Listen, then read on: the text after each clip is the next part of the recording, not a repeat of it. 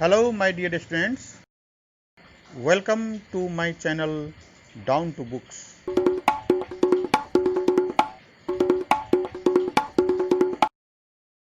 Exercise 8.1 question number 6. If angle A and angle B are acute angles such that cos A is equal to cos B, then show that angle A is equal to angle B. बड़ा मजेदार question है। Given है cos A is equal to cos B, तो होना तो ऐसा ही चाहिए कि दोनों तरफ से cos हटा दो तो angle A is equal to angle B proved हो गया। जैसे कि मान लो कहीं पे लिखा है tan A is equal to tan 60 degree, तो दोनों तरफ से tan हटा दो तो क्या हो गया, angle A is equal to 60 degree या A is equal to 60 degree answer हो गया। इसमें कोई बात नहीं है, लेकिन एक क्वेश्चन ऐसे सॉल्व नहीं करना। समझने के लिए हमें तो पता चल गया कि A is equal to B होगा क्योंकि cos A is equal to cos B है, तो इसको दूसरे तरीके से करते हैं। एक प्रॉब्लम ये भी है कि इस क्वेश्चन में ऐसा लिखा नहीं है कि A और B दो अलग अलग ट्रायंगल में है या एक ही ट्रायंगल में है। तो अभी फिलहाल मान लेते हैं, ये तो मानना ही होगा क्योंकि गिवन नहीं है, दिया हुआ नहीं है, तो मान लेते हैं कि दोनों एक ही ट्रायंगल में है। तो एक ट्रायंगल बना दो, ट्रायंगल में A और B दोनों इक्वल है, तो दोनों 90 डिग्री का तो हो नहीं सकता, क्योंकि दोनों 90 डिग्री का हो जाएगा तो दो ही एंगल का जो सम है, टोटल एडिशन करने के बाद दो एंगल को दो ही एंगल 180 डिग्री हो जाएगा। ऐसा तो होता नहीं है, ट्रायंगल में तीनों एंगल का सम होता है 180 डिग्री। तो इसका मतलब है कि C एंगल 90 डिग्री का है, 90 डिग्री का एंगल है C। तो ट्रायंगल में नाम देते वक्त याद रखना कि C वहां पे लिखेंगे जहां पे 90 डिग्री हो। इस क्वेश्चन के लिए तो लिख दिया ABC हमने। अब cos A की वैल्यू लिखे, तो cos A is equal to B upon H, base upon hypotenuse. तो जब A की बात करें तो बेस हो जाएगा AC और हाइपोटेन्यूज हो जाएगा AB। तो लिख दिया AC अपॉन AB। और cos B को जब देखेंगे तो ध्यान रखना सामने वाली साइड परपेंडिकुलर होता है और जिस लाइन पे वो एंगल रहता है वो बेस होता है। तो cos B के लिए बेस कौन सा है, BC और हाइपो AB। तो cos B गया BC बाई AB। अब गिवन है cos A equal to cos B, तो लिख दिए cos A equal to cos B। अब cos A equal to cos B तो उसका वैल्यूज भी इक्वल ही होगा। तो cos A की वैल्यू कितना था, AC बाई AB, वो भी लिख दिया AC by AB equal to BC upon AB। अब क्रॉस मल्टीप्लाई कर दें तो AC into AB equal to AB into BC। Cross multiply जानते हो सभी, क्रॉस करके मल्टीप्लाई करना है। अब दोनों तरफ AB है उसको काट देते हैं, तो बाकी क्या रह गया, AC इक्वल टू BC। अब हमें पता चला कि इस ट्रायंगल में दो साइड्स इक्वल है, तो लिख दें since two sides are equal it is an isosceles triangle. Isosceles triangle उसे कहते हैं जिसमें दो साइड्स बराबर होता है, इक्वल होता है, जिसको हिंदी में बोलते हैं समद्विबाहु। मतलब ऐसे दो बाहु, दो भुजा, दो साइड इक्वल हो तो उसको आइसोसेलेस बोलते हैं। और आइसोसेलेस ट्रायंगल में इक्वल साइड के सामने वाले एंगल्स इक्वल होता है, ये हमें पहले से पता है। We know angles opposite to equal sides of an isosceles triangle are equal. मतलब इक्वल साइड के सामने की जो एंगल्स होगा वो इक्वल है। तो साइड्स इक्वल है AC और AB। तो AC के सामने है B और BC के सामने है A,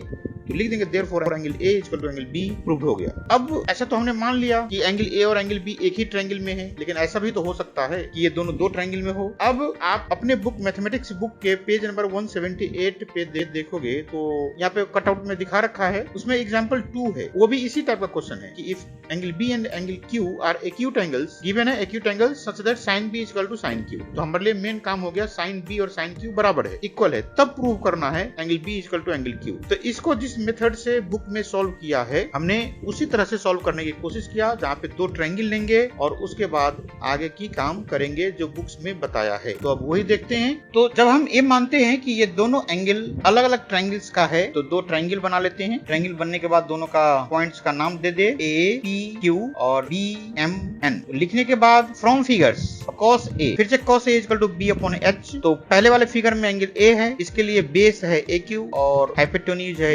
H का मतलब हाइपोटेन्यूज का मतलब H है AP। तो cos A equal to AQ upon AP लिख दिया। दूसरे फिगर में cos B को देखें तो उसके लिए बेस है BN और H है BM। तो cos B equal to BN upon BM लिख दिया। अब गिवन क्या था, cos A equal to cos B, तो इसका मतलब इन दोनों का वैल्यू भी इक्वल होगा, इसलिए हमने लिखा AQ upon AP equal to BN upon BM। अब थोड़ा सा यहाँ पे सावधानी से ये AQ अपॉन AP था तो उसको हमने BN को नीचे ले लिया। ऐसा क्यों किया, क्योंकि रेशियो तो इक्वल होना है, दोनों का क्रॉस मल्टीप्लाई करेंगे तो एक ही वैल्यू आएगी। तो AQ upon BN equal to AP upon BM लिख दिया। इसके बाद इस रेशियो को मतलब AQ अपॉन BN और AP अपॉन BM को क्या मान ले, तो अब क्रॉस मल्टीप्लाई करो। मतलब AQ की वैल्यू पता करना है तो AP अपॉन BM उसको थोड़ी देर के लिए कवर कर दो, ढक दो। तो AQ upon BN equal to हो जाएगा K, मतलब AQ equal to K into BN and AP क्या होगा, AP equal to K into BM। अब ये चीज हमें बाद में काम आएगा। अब by Pythagoras theorem, Pythagoras theorem का फॉर्मूला बहुत पहले से पता है हमको, P square plus B square equal to H square. पहले वाले ट्रायंगल में PQ का स्क्वायर हो जाएगा AP का स्क्वायर माइनस AQ का स्क्वायर, और दूसरे वाले ट्रायंगल में MN का स्क्वायर हो जाएगा BM का स्क्वायर माइनस BN का स्क्वायर। अब PQ square upon MN square की वैल्यू लिखे तो वो PQ स्क्वायर इक्वल टू है AP square minus AQ square, और